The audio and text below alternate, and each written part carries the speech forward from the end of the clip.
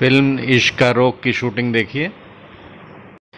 इस फिल्म के डायरेक्टर संतराम जी और एक्टर्स सत्येंद्र सिंह, राजू रोमन, ज्योति मिश्रा, राजकुमार सिंह, आंचल पांडे, जितेंद्र कुमार।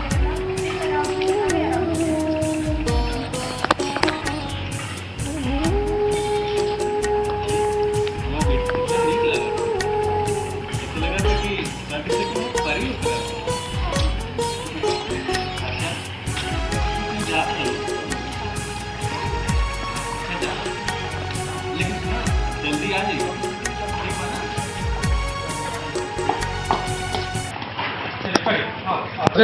चलिए वही वही फिर एकदम एकदम से लगा तो मुंह पे हाँ चलिए ये बस ठीक है। फिर वो अब कर लो ये पता चल जाएगा इधर रोल रोल एक्शन।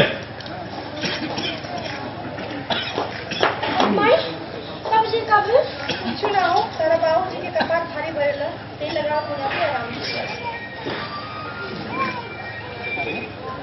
मार बेटिया कितना नीक लगा जैसे लगा था स्वर्ग से कोनो परी उतर के आएगा। अच्छा कहीं जा रहे हो? अच्छा ठीक है लेकिन जल्दी आ जाइए।